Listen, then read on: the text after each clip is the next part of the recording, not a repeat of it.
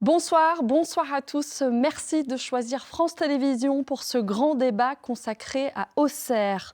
Auxerre, préfecture de Lyon, 35 000 habitants, son club de foot, l'AJA, une figure politique tutélaire, Jean-Pierre Soisson, ancien maire emblématique, une ville qui a longtemps été à droite avant de basculer à gauche pendant 20 ans. Depuis 2020, elle est dirigée par Crescent Marot qui brigue un deuxième mandat. Auxerre, le grand débat, c'est tout de suite.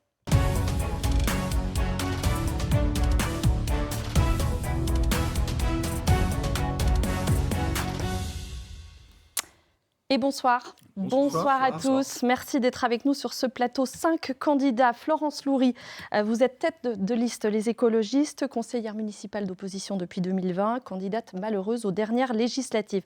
Mathieu Debain, vous êtes, après une campagne en 2020 aux côtés de Guy Ferrez, l'ancien maire de gauche, vous endossez pour la première fois le rôle de tête de liste sans étiquette.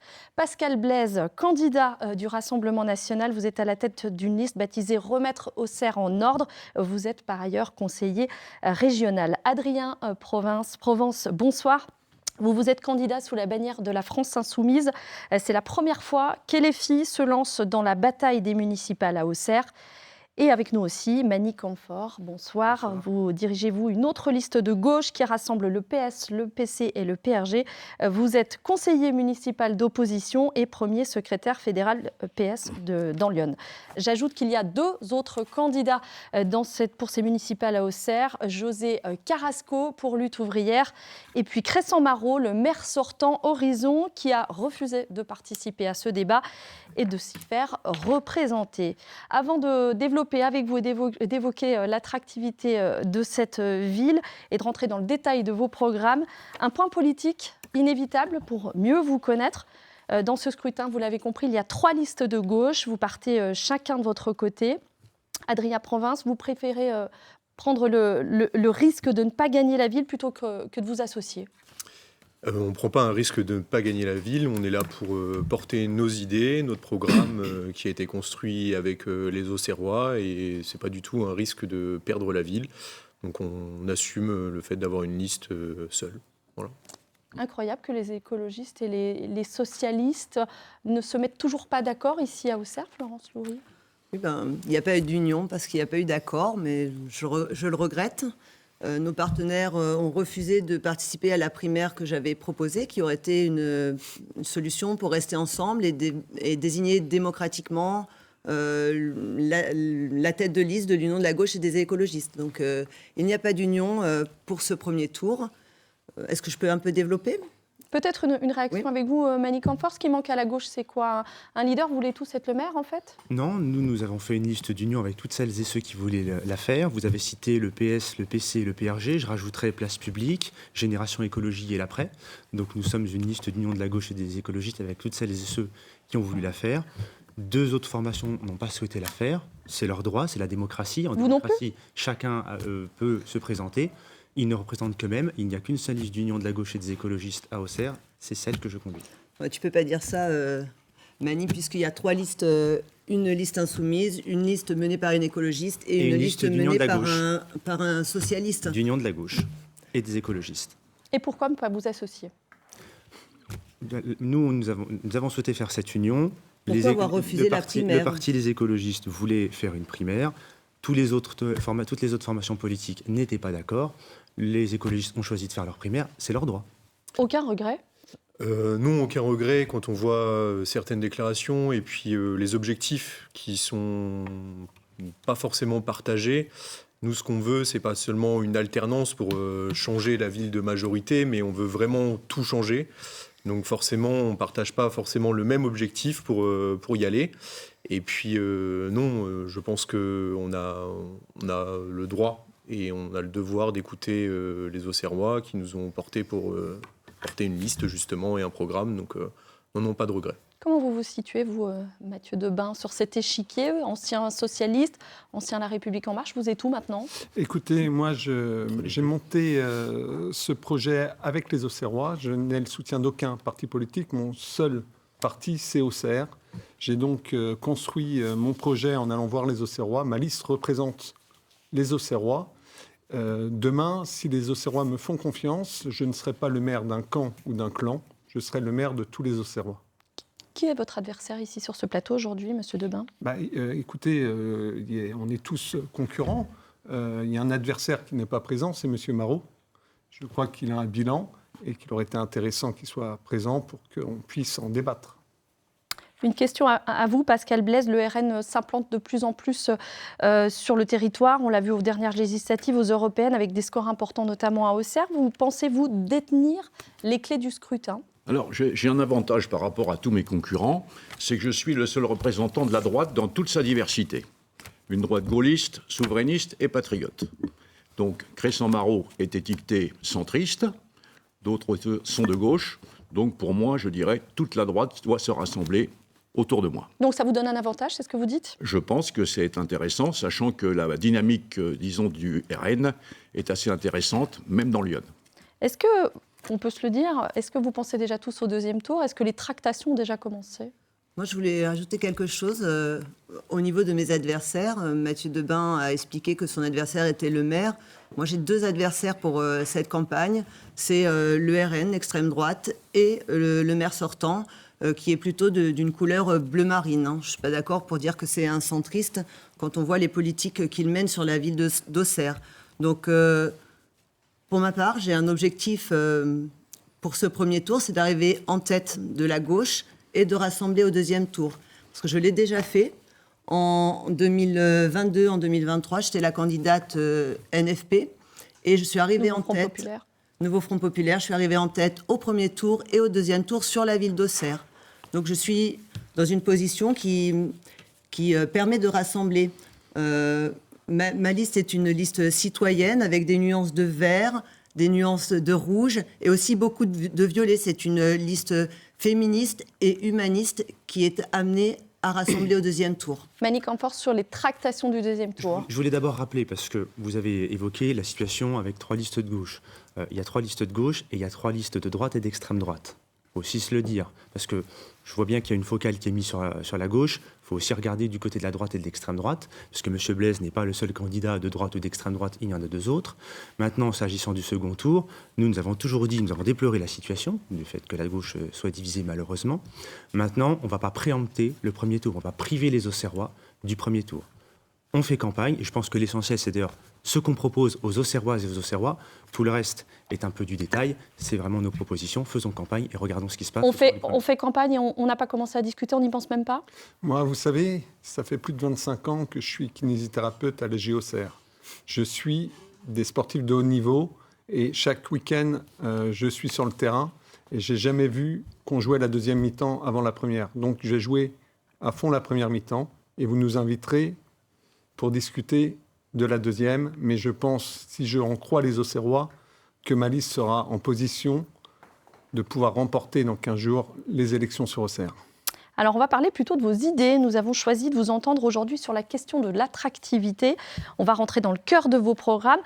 Quel est, Adrien Provence, votre plus grand projet pour rendre cette ville, la vôtre, Auxerre, attractive ? En fait, ce n'est pas un projet, c'est plusieurs sur la ville. Il faut absolument renforcer les services publics. C'est ce qu'on entend partout quand on va toquer aux portes. C'est la santé, le logement, la mobilité et un manque cruel de démocratie sur tous les choix qui ont pu être faits. C'est vraiment ces 4 sujets qu'on a pu entendre et qu'il va falloir vraiment travailler. Donc on a beaucoup de propositions, j'y reviendrai certainement tout à l'heure, mais voilà, c'est les services publics. Voilà, c'est les grands axes. Pascal Blaise, votre grand projet, un seul à citer pour Auxerre. Pour Auxerre, de toute façon, l'attractivité, c'est un écosystème. Tout est complémentaire. Donc à partir de là, c'est une ville sûre, c'est une ville également pourvue de commerce, d'industrie, en prenant soin des gens, bien entendu, avec, je dirais, une attention particulière aux seniors. Mais un exemple concret, un projet concret. Pour une ville sûre, 2074 agressions et délits à Auxerre en 2024. Florence Loury, votre grand projet pour la ville. Oui, moi j'étais conseillère municipale pendant 6 ans et j'ai vu les politiques qui ont été mises en place par le maire sortant et je sais déjà ce qu'il ne faut pas faire. C'est-à-dire il ne faut pas bétonner des terres agricoles pour installer des zones d'activité. On en a déjà suffisamment. 37 hectares de zones d'activité sur l'agglomération. Il ne faut pas installer des zones commerciales parce que ça, c'est ce que vous voulez pas, mais qu'est-ce que vous voulez, je vais vous le dire. En fait, on va arrêter de vendre la ville au privé. Sur Auxerre, il y a aussi les bus Keolis, avec un service très dégradé. Il y a Suez, une concession pour 20 ans, qui va vraiment impacter le pouvoir d'achat des Auxerrois. Donc, on arrêtera de céder au privé les services que nous avons en régie dans la ville d'Auxerre. Vous pouvez pas changer. Les contrats sont faits en délégation de service public. Oui, ça c'est vrai pour Suez. En fait, on préparera au-delà des 20 ans, mais on peut revenir sur le stationnement. On peut faire appliquer On va faire tourner la parole, Florence Loury. Je reviendrai vers vous.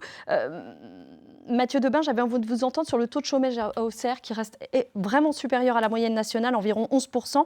Quelle est votre stratégie, vous, pour attirer les entreprises ? On parlait de l'attractivité. Et l'attractivité passe également par rapprocher Paris d'Auxerre en train.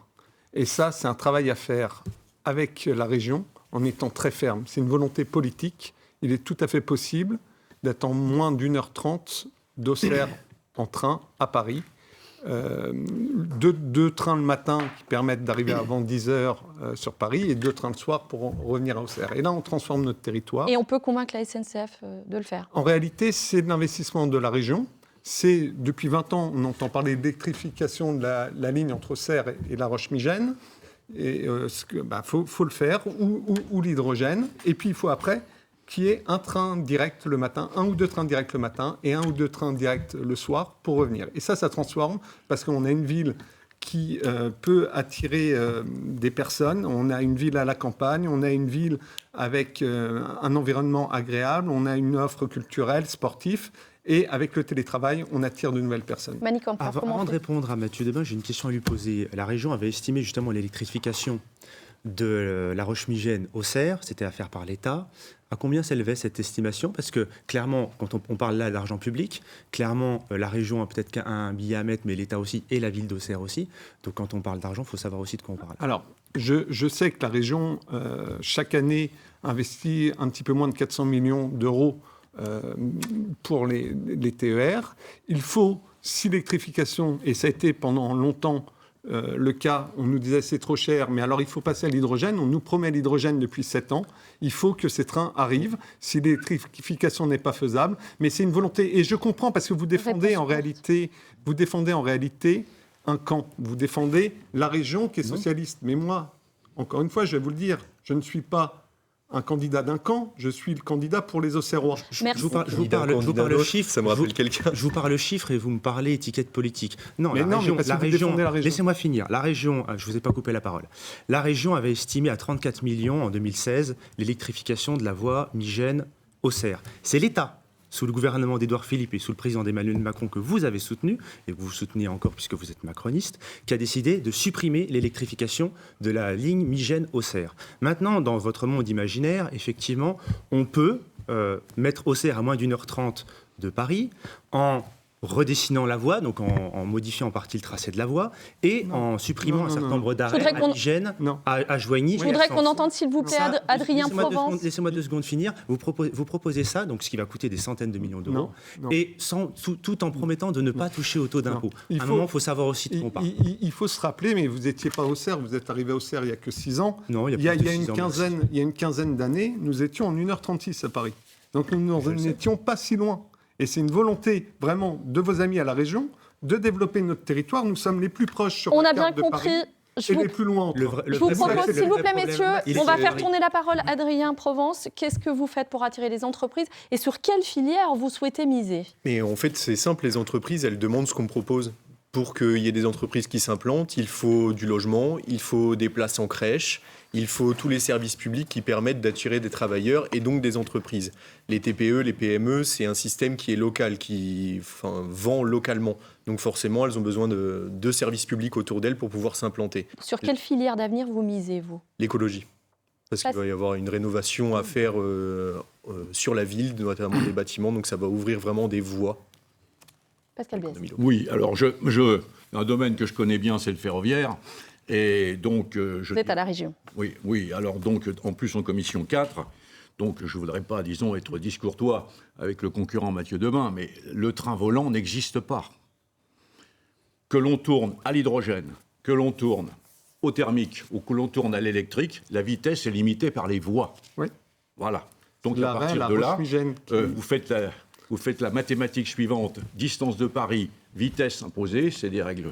Qu'est-ce que vous proposez du Mais coup, en train vous, pour direct, attirer? On est en moins d'1h30, vous êtes d'accord? Comment? Si on impose des trains directs, et je pense que vous ne pouvez qu'être pour, on peut être en moins d'1h30. Je ne dis pas sur les 25 trains par jour, je dis 1 ou 2 trains le matin et 1 ou 2 trains le soir. Monsieur Debain, on va écouter Pascal Besse. Qu'est-ce que vous proposez concrètement, vous? Moi, je dirais que la chose primordiale à avoir sur Auxerre, ce sont des entreprises. On nous avait promis un tsunami d'entreprises. Comment on les attire, monsieur Blaise? Voilà, en leur préparant le terrain et en activant leur volonté. C'est-à-dire que leur fait des conditions fiscales intéressantes pour s'installer avec la CFE. On leur prépare les aménagements nécessaires en se servant des institutions qui existent, Lyon Équipement, Lyon Développement, le maire sortant ne l'utilise pas. Et à partir de là, vous créez de l'emploi et vous offrez des conditions à la ville de développement. Je vous propose qu'on parle de la santé parce que l'attractivité d'une ville dépend de son offre de soins. Florence Loury, quelles sont vos propositions, vous, en matière de soins? Oui, juste, j'avais pas tout à fait fini mon intervention tout à l'heure. L'attractivité, c'est aussi la qualité de vie dans la ville d'Auxerre. Hein. Donc, les services publics, les transports, vraiment un lieu agréable où on a envie d'être accueilli, de rester. Hein. Et pour la santé? Pour la santé, on a 2 propositions. Donc, pour l'accès aux soins, mettre en place un centre de santé avec des médecins ou salariés. Et pour ce faire, une bourse communale qui permettrait d'accompagner les études d'un futur médecin. Et en contrepartie, il promet de s'installer sur notre ville 2 ou 3 années. Et il y a quand même un deuxième axe qui est très important pour nous, c'est tout ce qui est la prévention en matière de santé. L'accès au sport, à l'alimentation, une qualité d'eau, d'air, c'est les 2 aspects très importants. Vous voyez dire oui, vous êtes d'accord pour un centre de santé? Nous rejoignons sur le centre de santé parce que ça permet effectivement de salarier des médecins. Vous avez de plus en plus de jeunes médecins qui ne veulent plus exercer en libéral et donc c'est leur offrir une possibilité d'exercer sur le territoire. Mais nous avons d'autres propositions. Je vais par exemple prendre l'exemple des infirmières scolaires. Nous souhaitons reproduire ce que la ville de Clermont-Ferrand a fait en mettant en place des infirmières scolaires qui permettront d'ausculter nos petits à l'école. Ça permet de détecter un certain nombre de pathologies qui étaient justement non détectées par les parents ou par l'équipe enseignante. Exemple, donc à Clermont-Ferrand, 21% des enfants auscultés avaient des problèmes de vue. Quand vous devez apprendre que vous ne pouvez pas lire au tableau ou que vous ne pouvez pas lire votre livre, c'est problématique. Et j'en termine par le soutien à l'hôpital général. Le maire est président du conseil de surveillance de l'hôpital et force est de constater que le maire actuel n'a pas défendu l'hôpital. Et aussi l'hôpital psychiatrique. Aujourd'hui, il y a un gros sujet sur l'hôpital psychiatrique. Il faut se souvenir que la santé mentale, quand même, c'est 1 Français sur 5. Donc nous devons aussi être aux côtés des personnels soignants. Adrien Provence sur la santé. C'est vrai qu'on se rejoint sur le centre municipal de santé avec des médecins salariés, ça je pense que ça ne fait pas débat.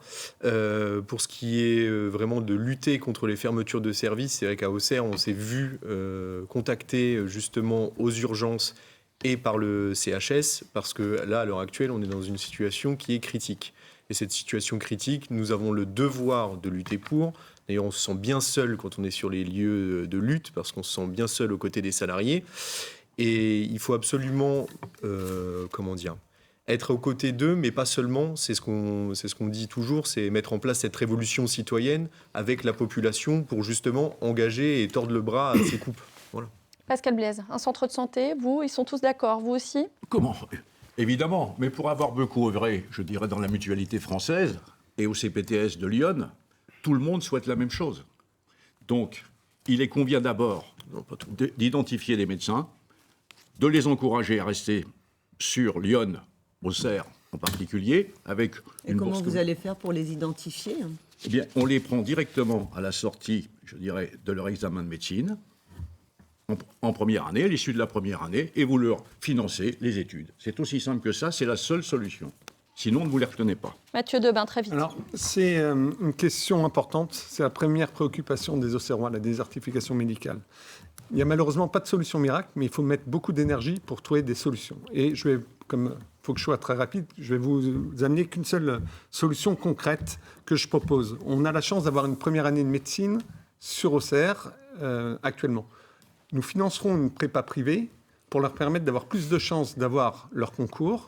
Et une fois diplômés, ils s'engageront à revenir sur notre territoire. C'est une solution concrète qui permettra d'avoir 2, 3, 4, 6, 7 professionnels en plus au bout de leurs études qui reviendront dans notre territoire. Alors, quoi qu'il en soit, vous parlez justement des jeunes. J'aimerais vous entendre les uns et les autres sur ces jeunes qui quittent la ville après leurs études. On estime que 20% des 15-30 ans à Auxerre s'en vont. Quel projet concret vous proposez pour faire d'Auxerre une véritable ville étudiante, Florence Loury ? Je crois qu'on n'a pas vraiment les moyens, en tant que municipalité, de faire d'Auxerre une ville d'étudiants. C'est pas la maire d'Auxerre qui va en décider. Par contre, on peut peut-être les faire revenir. Voilà, les faire revenir, c'est ce que j'expliquais tout à l'heure. Faire d'Auxerre une ville accueillante, dynamique. J'expliquerai tout à l'heure dans ma carte postale un projet qui plaira particulièrement aux jeunes.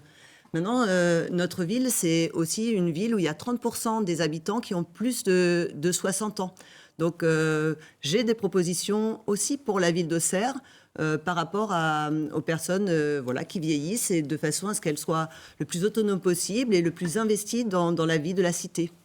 Monsieur Blaise, pour les jeunes. Écoutez, moi j'ai un exemple concret. Tous les amis de mes enfants qui ont fait leurs études à Fourier, à Jean-Camiot, aucun n'est dans Lyon. Et aucun n'est à Auxerre. Alors, qu'est-ce qu'on fait pour les garder ou les faire revenir ? Il faut reprendre la genèse au départ, de l'emploi, et leur proposer de l'emploi. Il n'y a pas de souci. Pas d'emploi, pas de vie sur pas place. qu'une histoire d'emploi, c'est un manque de perspective sur la ville. La jeunesse, elles attendent quoi ? Ils attendent les préoccupations de la jeunesse à l'heure actuelle, c'est le pouvoir d'achat. En ce moment, il y a la queue devant les banques alimentaires des étudiants. Donc forcément, il y a la question du pouvoir d'achat qui est centrale pour les étudiants. Ça, c'est une priorité. Il y a le logement, le loyer. Et les étudiants, la majeure partie de leur budget, c'est le loyer qui est absorbé par ça. Donc il faut agir concrètement sur le logement, la mobilité et sur le pouvoir d'achat. Est-ce que c'est vrai partout ce que vous dites ou est-ce que c'est particulièrement vrai à Auxerre ? C'est vrai partout, mais particulièrement à Auxerre. On a été alerté justement par les étudiants là-dessus, même sur une antenne du Crous qui est défaillante à Auxerre. Donc il y a forcément des choses à revoir là-dessus. Mani Comfort sur les jeunes. Nous sommes comme une ville étudiante, nous avons plus de 3000 étudiants sur Auxerre. Maintenant, la question, c'est qu'il faut une adéquation entre l'offre économique, notre tissu économique et nos formations. On a bien vu que c'est compliqué de développer un certain nombre de formations. Et là, il faut travailler avec la région. Monsieur Debain, je rejoins tout à fait ce que dit mon collègue sur les problématiques d'alimentation et de logement. On a un manque d'offres de logement à Auxerre. Donc, il y a une résidence étudiante qui a été opportunément annoncée à l'approche des élections municipales, mais il se trouve que le nombre de logements ne suffira pas à combler la demande. S'agissant de la problématique alimentaire, nous portons l'idée d'un restaurant municipal solidaire qui serait ouvert non seulement aux personnes en situation défavorisée, mais aussi aux étudiants et aux apprentis, parce que nos étudiants et nos apprentis n'ont pas d'offre de restauration le soir, ils n'en ont que le midi. Et quand on connaît justement les problématiques des étudiants pour se nourrir, ça permet aussi d'offrir une solution à nos étudiants. C'est donc une mesure qui est sociale, mais c'est aussi une mesure d'attractivité pour le territoire. Le restaurant étudiant, vous êtes d'accord ? Bien entendu. Je l'ai proposé donc lors de l'annonce de ma candidature. Automatiquement, il faut intégrer le Resto U et le Crous à la nouvelle résidence étudiante. Mathieu Debain.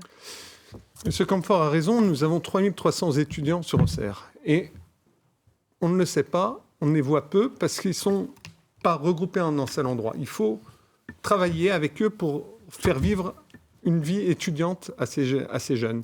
Moi, ce que je propose pour permettre une vie étudiante plus intense, c'est de faire une journée en début d'année en septembre où on regroupera tous les étudiants d'Auxerre pour leur présenter Auxerre, pour aussi les informer de leurs droits, de ce qu'ils peuvent avoir sur Auxerre, et on finira par un moment festif pour que tous se rassemblent. Florence Loury, très rapidement, s'il vous plaît. Oui, très rapidement. En fait, il y a une association sur Auxerre qui a vraiment beaucoup de revendications, et je pense que le rôle de la mairie, c'est de les écouter et d'avancer avec eux. Leur première demande, c'est un lieu pour se retrouver. Ouais. Donc une maison des étudiants. La ville d'Auxerre a énormément de bâtiments et peut mettre à disposition un espace où ils pourront se retrouver et s'organiser. Madame Loury a raison, il faut leur favoriser leur vie étudiante. Alors, On occulte quand même la place des jeunes qui sont sortis d'études aussi et pourquoi ils ne reviennent pas à Auxerre. Je pense simplement c'est parce qu'il n'y a plus de lieu de vie à l'heure actuelle sur Auxerre et que même pour les jeunes parents, c'est important. On nous le dit dans tous les quartiers, il n'y a plus d'espace de jeu, d'accueil pour la petite enfance. Donc c'est important. Nouveau temps fort dans ce débat, on vous a demandé à chacun de choisir une photo emblématique qui résume votre action dans les 6 ans à venir. Alors de façon égalitaire, vous allez tous avoir 40 secondes et c'est vous, Florence Loury, qui commencez. Quelle carte postale et pourquoi ? J'ai choisi une carte postale, c'est les anciennes usines Guillet. Nous avons sous les yeux un lieu extraordinaire, proche du centre-ville, aujourd'hui à l'abandon. C'est un bout de l'histoire d'Auxerre. Et nous allons redonner vie à cet espace pour les jeunes, pour un projet innovant, accueillant.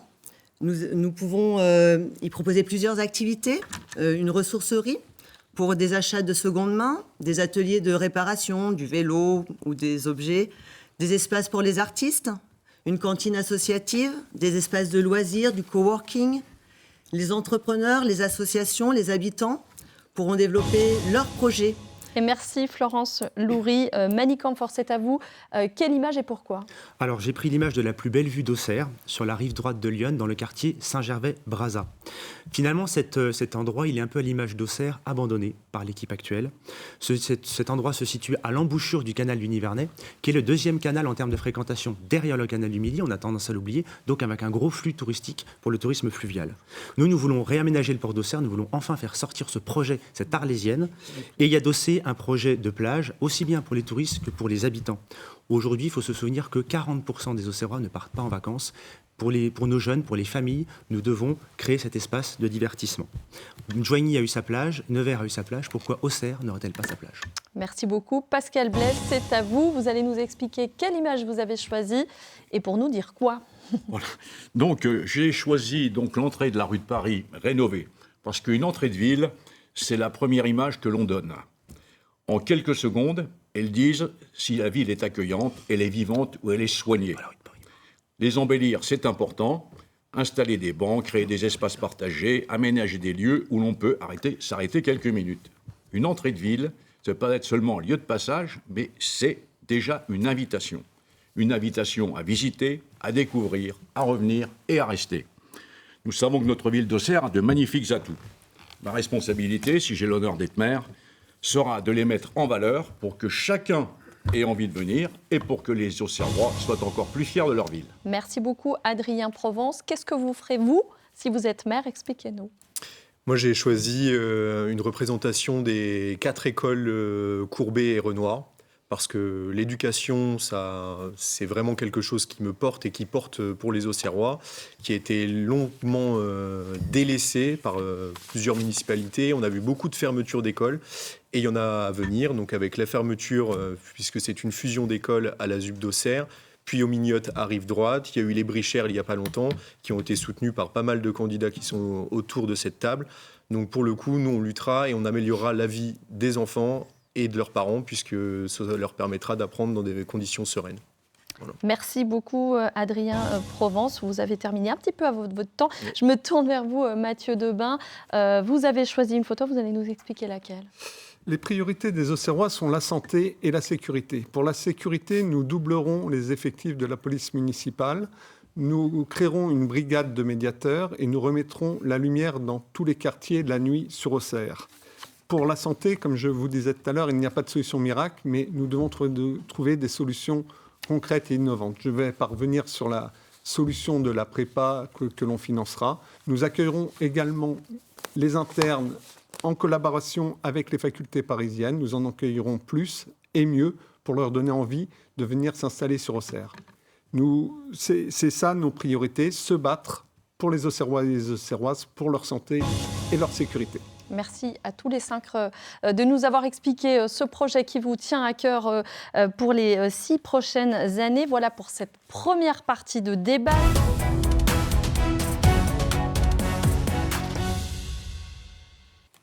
Voilà, les municipales 2026 à Auxerre, le grand débat continue tout de suite sur notre site internet. Alors, le centre-ville d'Auxerre, comme toutes les villes moyennes de notre territoire, lutte contre la vacance commerciale. D'abord, je voudrais vous entendre sur les mesures que vous prenez pour dynamiser le commerce de proximité, Monsieur Provence. Pour le commerce de proximité, déjà, on pourrait faire adhérer à la monnaie locale, donc la cagnole. Ensuite, il faut encourager la vie associative puisqu'ils permettent de dynamiser le centre-ville. Donc, c'est important de soutenir toutes les associations qui participent à cette vie. Donc, on propose aussi justement de donner carte blanche aux associations une fois par mois, par exemple sur les quais. Ça, c'est quelque chose qui doit être de toute façon fait en concertation. C'est notre modèle. On le propose à chaque fois en concertation avec les concernés, donc les associations, mais aussi les habitants. Est-ce que vous faites tous le même constat qu'Auxerre, manque de dynamisme, d'attractivité au centre-ville, Florence Loury? Oui, il y a la concurrence des zones commerciales. On a fait le calcul, il y a 20% de vacances au niveau des commerces au centre-ville. Qu'est-ce que vous proposez, vous? Plusieurs choses. Travailler au niveau de la circulation, de façon à amener un flux de clients au centre-ville. Donc la navette de centre-ville, par exemple, lui permet plusieurs navettes pour faciliter le déplacement dans la ville. C'est une demande des commerçants et des habitants. Et au niveau des demandes des commerçants, c'est aussi travailler sur la propreté et sur la sécurité. Parce que sur ce mandat, M. Marot a réduit les effectifs dans ces deux services, propreté et policiers municipaux. Ce qui fait qu'il y a vraiment cette demande de propreté, de sécurité dans l'espace public. Mathieu Debain. Il faut augmenter le flux en centre-ville. Il faut donner envie aux Auxerrois de revenir dans leur centre-ville. Et donc, mon projet, c'est d'arrêter le projet actuel de refaire un marché à l'Arquebus pour plus de 8 millions d'euros. Et je proposerai une halle gourmande, lieu mixte de marché où on peut venir prendre un café et manger un bout. Parce que les jours de marché, le marché se mettra autour dans les rues, comme dans les marchés qui marchent autour de chez nous, à Chablis, à Toussy, ça sera des marchés de rue autour de cette halle. Et c'est comme ça qu'on redonne envie de vivre un moment convivial, d'échange, qui est un marché. On augmente la fréquence, on augmente le flux, et s'il y a plus de flux, les commerces qui existent bénéficieront de plus de passages, et on peut espérer dans un deuxième temps attirer de nouvelles... Plus de flux, c'est plus de gens, c'est plus le retour des voitures? Plus de flux, c'est plus de gens. Malik Amfort. Toutes les villes sont concernées par un problème au niveau commercial, mais le taux de vacances d'Auxerre est largement supérieur à la moyenne nationale. Il y a un problème. Donc déjà, première proposition, rétablir le dialogue et la confiance avec les commerçants. Parce qu'aujourd'hui, ce dialogue est rompu. Donc nous proposons déjà de rétablir le poste de manager de commerce, qui a été supprimé il y a quelques mois, et qui était vraiment le lien d'échange entre la ville d'Auxerre et les commerçants. Deuxièmement, nous proposons de régler la problématique de ce qu'on appelle les logements au-dessus des commerces. Autrefois, les commerçants habitaient au-dessus de leur commerce. Ce n'est plus le cas, ce sont des logements qui sont vacants. Donc avec la foncière de revitalisation, nous voulons reprendre ces commerces, créer un accès à part pour que ces logements puissent être à nouveau utilisés, parce que le premier consommateur du commerce de cœur de ville, c'est l'habitant du cœur de ville. Et j'ai pas fini. Il reste On va faire tourner la parole, dépêchez-vous. Encore un autre point, c'est de travailler avec les artisans d'art et des structures de l'économie sociale et solidaire pour occuper un certain nombre de boutiques commerciales, parce que cela recrée un cercle vertueux au sein de la ville. D'autres villes l'ont expérimenté et ont réussi. Pascal Besse, si je ne me trompe pas, il y a que vous que j'ai oublié. Qu'est-ce que vous faites pour le commerce de proximité, s'il vous plaît? C'est simple. On utilise la foncière commerciale pour revenir, je dirais, à des loyers beaucoup plus raisonnables pour les commerçants qui veulent s'installer. Deuxièmement, on amplifie l'action cœur de ville, puisque donc c'est une habilitation d'État qui est largement méconnue au niveau auxerrois et qui servira à utiliser, disons, à rénover des appartements en haut, puisque si vous avez plus d'habitants cœur de ville, vous avez forcément plus de commerce. D'autre part, il faut mettre en place des animations... Vous êtes d'accord avec le PS, du coup? Comment? Vous êtes d'accord avec le Parti socialiste, du coup? Mais c'est de la logique économique. Je ne suis pas plus d'accord avec... C'est de la logique économique. Voilà. Donc, à partir de là, donner des animations permanentes en cœur de ville, donc avec les fêtes populaires, etc. Et je dirais après, moi, je ne suis pas sur la voiture. Qui dit pas de voiture en centre-ville, dit no business. Donc, à partir de là, la voiture, qu'on le veuille ou non, est quand même indispensable en cœur de ville. Eh bien, ça tombe bien, j'allais vous poser la question. Faut-il poursuivre la piétonisation du centre-ville ou au contraire faciliter le retour de la voiture pour concurrencer les zones de périphérie? Florence Loury. Au niveau de la circulation sur la ville d'Auxerre, nous souhaitons vraiment travailler sur un schéma complet pour redonner de la place à la fois aux piétons, aux cyclistes et à la voiture, plutôt en extérieur avec des parkings relais et des navettes qui permettent de rejoindre le centre-ville. Adrien Provence. Le centre-ville, en fait, l'accessibilité, là, à l'heure actuelle, il y a beaucoup de personnes âgées, de personnes en situation de handicap qui prennent justement les cordeliers, la place des cordeliers, pour pouvoir se garer. D'ailleurs, il y a un manque cruel de places de parking handicapés en centre-ville. Ça, c'est des remontées qu'on a du terrain. Pour ce qui est de la piétonisation de la ville, je pense qu'on n'en est pas là. On n'en est pas encore à cette étape-là. Il faut déjà revoir tous les parkings périphériques qui sont autour et qui sont parfois en situation dégradée. Je pense qu'il est urgent de les maintenir gratuits déjà, parce que là, on voit les projets de certains qui commencent à vouloir privatiser les parkings autour de la ville. Je pense que il est un peu impératif de les garder gratuits. Mathieu Debin, je vous voyais être d'accord et opiner du chef. Oui, en partie, mais il faut, sur le stationnement, déjà exploiter mieux le stationnement existant. On a un parking de plein cœur de ville, en plein centre de notre ville, qui est le parking de Monoprix, qui est sous-exploité. Les 3/4 sont vides. Pourquoi ? Parce qu'il n'est pas indiqué. Il faut commencer par l'indiquer, dire, comme dans toutes les villes, là on est sur Dijon, tel parking, il y a tant de places vides. C'est la première chose. Moi, comme je vous ai parlé tout à l'heure, que je ne fais plus le marché à l'Arquebuse. Je fais une halle gourmande en centre-ville. À l'endroit du marché de l'Arquebuse, je ferai un parking souterrain sécurisé, tout de suite en accès direct au bout de la rue du Temple, du centre-ville, et j'arrête le projet du maire actuel de vouloir faire un parking silo entre la prison et le rond-point de Paris. Il pense que les gens vont se garer là-bas pour venir en centre-ville. Personne ne le fera. Je voudrais vous entendre les uns et les autres sur un... Oui, le parking. Ça sera en DSP, comme l'ensemble des parkings du centre-ville, ils seront. Vous n'êtes pas d'accord, Mani Confort? Non, je ne suis pas d'accord du tout pour que le stationnement soit en DSP, parce que généralement... Ça veut dire quoi? Les délégations de service public, c'est-à-dire qu'on confie au privé la construction et la gestion des parkings. Généralement, les boîtes privées qui vous proposent ça veulent gérer tout le stationnement de la ville. Mais justement, on met ce qu'on veut dans la DSP. Moi, ce que je garderais, c'est l'ensemble des boulevards gratuits. Eh bien si, vous me dites non. Mais moi je vous dis que dans la DSP, ce que je vous dis, c'est que les boîtes privées qui se positionnent sur la DSP ne veulent gérer tout le stationnement de surface. Et ça, clairement, ils ont déjà approché les différentes municipalités. Donc moi, clairement, je le dis, il n'y aura pas de parc on ne confiera pas au privé la gestion du stationnement. Moi, je dis clairement que les boulevards ne seront pas payants. Et s'agissant toujours du stationnement, parce que je ne me suis pas exprimé non plus sur le sujet, l'idée, c'est effectivement de revoir le plan de circulation, qu'on puisse accéder au centre-ville, mais qu'on ne puisse plus le traverser en voiture pour aller d'un point A hors du centre-ville à un point B hors du centre-ville, et effectivement redéployer des places de stationnement. La place des Cordeliers, c'est 152 places. Le parking du Monoprix sous-utilisé, c'est 180. Parking privé, hein. Oui, parking qui est privé. Pour l'instant. Le parking qui est privé, ça ne vous pose pas de soucis. Sur le stationnement, M. Blaise. Et le parking de l'Arquebuse, c'est 160 places à rénover. Monsieur Blaise, sur le stationnement, sur le parking, qu'est-ce que... Le stationnement, il faut l'adapter par rapport aux besoins des commerçants. Donc ils ont des avis, il faut les respecter. Je dirais la gestion pyramidale de M. Marot a montré ses limites. Dans ces conditions, revoir le stationnement complet, adapter un nouveau plan de circulation une fois que la LISA sera terminée. C'est juste à ce moment-là qu'on pourra le réadapter. Et je dirais que là, on aura fait un bon bout de chemin. Mais en ce qui concerne les parkings extérieurs, ils resteront gratuits et seront aménagés de façon plus propre que celui actuel vers la prison. Moi, je trouve que cette discussion autour de la table, on a l'impression d'être dans les années 80 ou 90. On parle du centre-ville d'Auxerre, comme si à Auxerre, il n'y avait que le centre-ville. Il y a des quartiers qui ont été délaissés pendant tout ce mandat. Pendant cette campagne, on est allé au-devant des habitants et leurs besoins du quotidien, c'est pas les places de stationnement autour d'Auxerre. En fait, les besoins du quotidien, c'est aussi des gens qui souffrent de pauvreté, qui souffrent du climat. Donc, il y a énormément de choses à faire dans la ville d'Auxerre.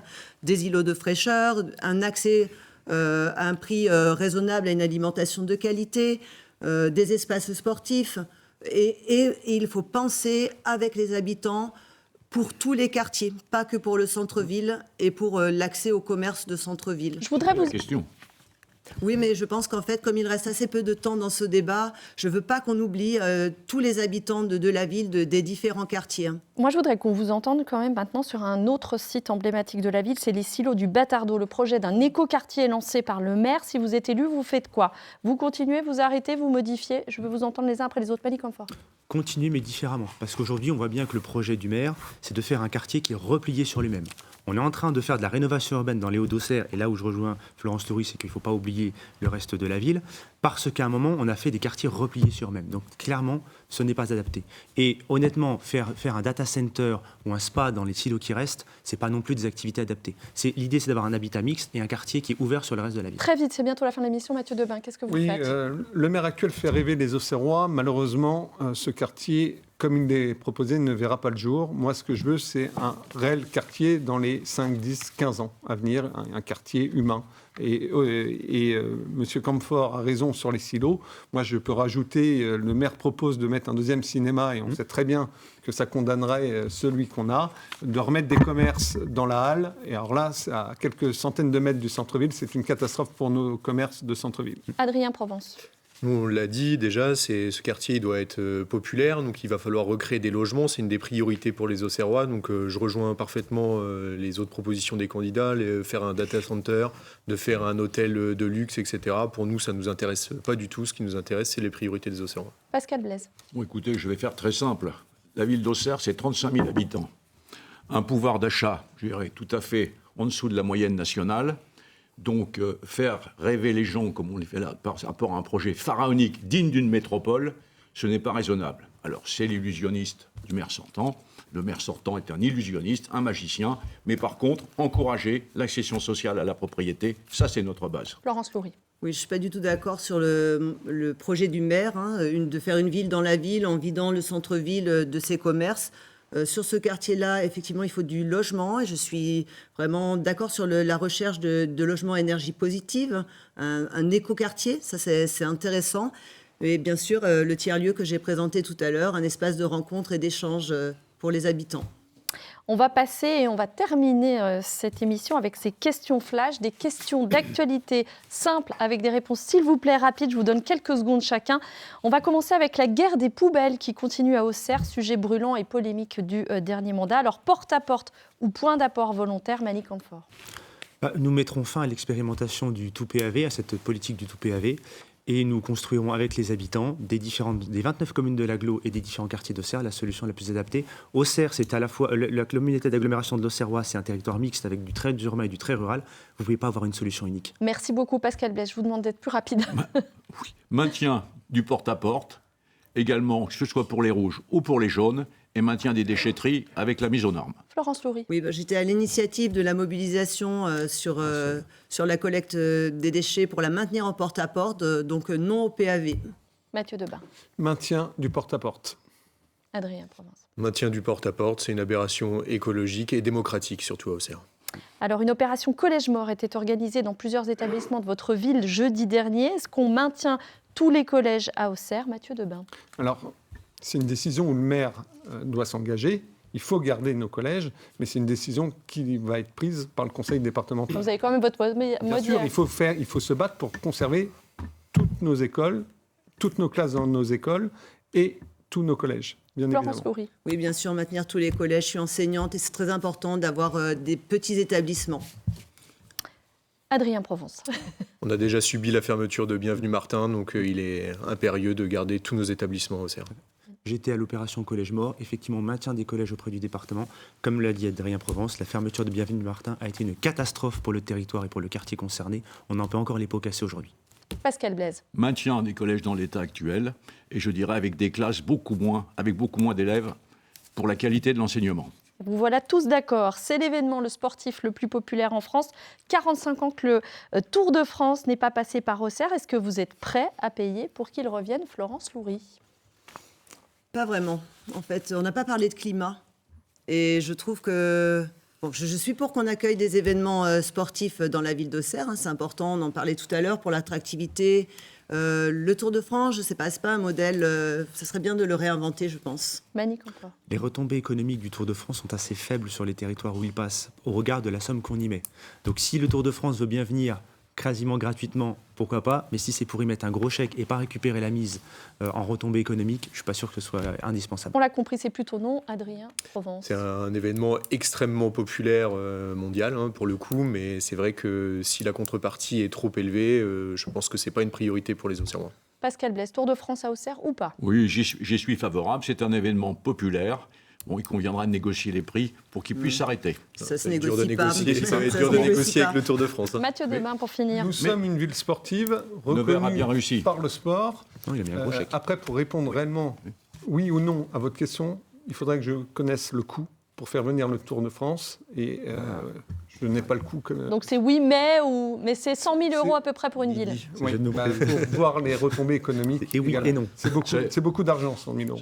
100 000 Enfin, un euros, c'est dernier- la peinture du bureau du maire. Enfin, un dernier mot, s'il vous plaît, sur la sécurité. C'est l'une des préoccupations majeures de nos électeurs. Quelle est votre mesure? Je vous demanderai d'en donner une pour Auxerre en la matière. Et c'est vous, Pascal Blaise. J'ai pas qui pose entendu la question. là. Sécurité. Une mesure pour la sécurité dans la ville. Une, s'il vous plaît. Une, la vidéoprotection opérationnelle et surveillée 24/24. Mathieu Desbains. J'en ai parlé dans ma conclusion, le doublement des effectifs de la police municipale. Adrien Provence. Il faut recréer du lien dans les quartiers avec une police de proximité qui vient pour faire de la prévention. Manny Campan. Comme le doublement a déjà été évoqué, remettre en place les correspondants de nuit et instaurer les correspondants de jour, leur suppression est extrêmement regrettée dans les différents quartiers dans le centre-ville d'Auxerre, ce qui permettrait d'ailleurs de décharger la police municipale de ces tâches-là. Elle pourrait se concentrer sur son cœur de métier. Et Florence Louis. Oui. Au niveau des effectifs, il faut avoir beaucoup plus de policiers municipaux, des correspondants de nuit. Il faut une présence humaine dans l'espace public. Merci à tous les 5 d'être venus sur ce plateau. Merci pour votre confiance. Je rappelle qu'il y a donc 2 autres candidats à Auxerre, José Carrasco pour Lutte ouvrière et le maire sortant, maire Horizon, Crescent Marot. Merci à tous d'être venus sur ce plateau. France Télévisions, la chaîne des élections et surtout celle qui fait vivre le débat démocratique. On va se retrouver justement dimanche prochain pour le premier tour de ces élections municipales et avec notre grande soirée électorale à partir de 19h15. Merci, très belle soirée et merci à vous. Merci.